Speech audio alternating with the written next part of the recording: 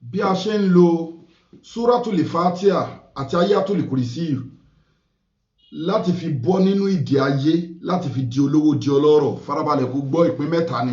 Number 1, wàá wá àgbọn, wàá break ẹ̀. Tó bá ti break ẹ̀, wàá dà sínú kọ́ọ̀pù kan. Wàá wá ṣe ayatul Kurissiy 33, Suratul Fatiah 41, wàá ta ọ̀dà ẹ̀ sí láàárọ̀ kùtùkùtù kó tó sọ̀rọ̀ síyàn. Bóyá kó tó kásùbà àbí tó bá kásùbà tán náà is fine. Wàá wá ṣàdúrà sí, wàá dààmú. Wàá wá tún wá omi, ordinary omi tó pure, wàá fi gbó ewé làpálàpá pupa, wàá ṣẹ́. Tó bá ti ṣẹ́, tómi yẹn ti green, tó ti ṣẹ́ sínú bucket bí ipò fẹ́ wẹ̀, wàá wá bu iyọ̀, wàá ṣàdúrà sí iyọ̀ yẹn.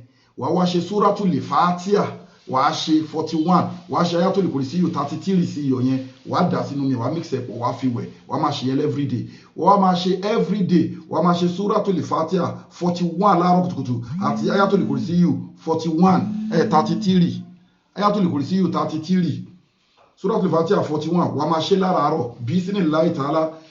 Wàá dúpẹ́ fọ́lọ́run ní Allah, inú àdùn àyà kún síwájú kó tó ṣiṣẹ́ nǹkan tó bá lágbára fi sákàǹtì àwọn ọmọ aláìní, kó dẹ̀ fi fídíò yìí ránṣẹ́. Account number ní fáwọn ọmọ aláìní 0123214254. Account number fáwọn aláìní 0123214254, Wema Bank of Nigeria. Farabalẹ̀ kẹ́ gbọ́ fídíò ìdílẹ̀, kẹ́dẹ̀ fi ránṣẹ́, kẹ́dẹ̀ fi nǹkan tẹ́ bá lágbára sákàǹtì àwọn ọmọ aláìní. Ẹnikẹ́ni tó bá ní ìpèníjà wà lẹ́kọ̀ọ́ báyìí, wà níbẹ̀ jù Lẹ́kì, ẹ WhatsApp wa lórí +234 810 913 1425. ẹ WhatsApp wa àbíkẹ́ pè wá direct. Èmi gangan ni mo máa gbé mú wa lẹ́kọ̀ọ́ báyìí. So Ọlọ́run á gbàdúrà wa bismillah ta'ala. A ní àwọn special powder tó jẹ́ halal powder tó lágbára, tó máa create a solid barrier between you and evil world. Monitoring spirit, ẹ̀mí òkùnkùn, wọ́n máa jìnnà sí yín. Bẹ́ẹ̀ ni kì í ṣoṣólẹ̀, kì í ṣẹ̀bi àgbà, kì í ṣe ìmùlẹ̀ àgbà o bẹ́ẹ̀ anybody o. Ọlọ́run bá ló ń control ayé o. Bẹ́ẹ̀ ni Ọlọ́run bá ló ń control ayé. Àdúrà wa gbà. Adè láwọn halal powder, òun ní fún obìnrin tó ní hormonal imbalance, ọmúroro, sperm leakage, ẹni tó ní fibroid, blockage tube, àbọ́kùnrin tó pé wọ́n mú nǹkan ọmọkùnrin múlá. Ní special lórí ètò tó ń bá mú nǹkan ọmọkùnrin èèyàn. A ní special ọ̀tọ̀ lọ rọ́bùsà, ọ̀tọ̀ ní ìdákọ́lẹ̀ tó ń bá mú nǹkan ọmọkùnrin package ọ̀tọ̀ ni within a month.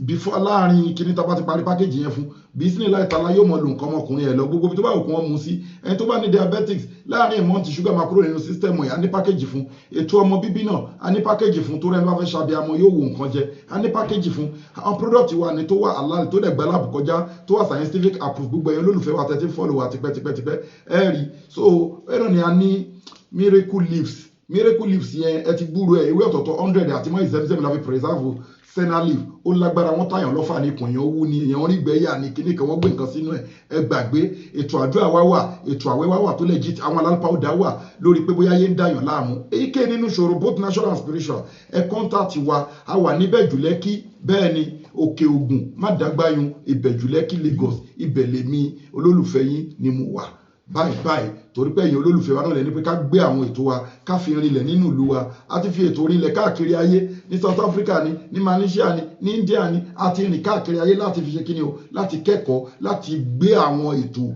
láti fi rinlẹ̀ láwọn ìlú kan. Wọ́n dẹ̀ ní ká máa bọ̀ wá Nàìjíríà. Iṣẹ́ tá gba doctor fún, tá gba professor lé lórí ni ní China, ní India, bẹ́ẹ̀ ni ní Arab country, bẹ́ẹ̀ ni. So lójú ọ̀nà ìwé àti ìbò àti spiritual, agba professor, agba doctor lé lórí. A fi ṣe ìyanran o. Látúnṣàkú àmúfúnṣàkún wa alámùbímọ́ ní takọ̀. Àpẹẹrẹ wa ní nǹkan, Ọlọ́run ọba ní nǹkan. So a kàn fi ń jẹ́ kẹ́ mọ̀ pé right way lẹ́wà ẹ̀yin olólùfẹ́. Kò sí nǹkan tó bá dájú kọ yín, ẹ contact organization wa. Bẹ́ẹ̀ ni a máa attend sí yín, tẹ́ẹ̀dẹ̀ dúpẹ́ bismillah ta'ala. Ọlọ́run bò ní já ẹnì kọ̀ọ̀kan wa láàmú o. Ẹ rí bá ti ṣe ẹ̀rọ náà gbogbo ẹ̀ tẹ́ ń support ètò àwọn ọmọ aláìní àti fáwọn opó àti fún lọ́síwájú ẹ̀sìn. Àkóbá àdàbà Ọlọ́run ní jẹ́ kẹ́ rí o. Warafa'na man kana alayya wallahu ya'simuka minan nas. Àdúrà yẹn á máa gbà. So ẹ WhatsApp wa lẹ́ẹ̀kan sí lórí àbíkẹ́ pè wá lórí +234 810 913 1425. Inna li izata lillahi jami'a. Gbogbo agbára Ọlọ́run ọba lónìí. Má sàlámù wa ilà lè kọ́ ìfi fídíò ìránṣẹ́ o.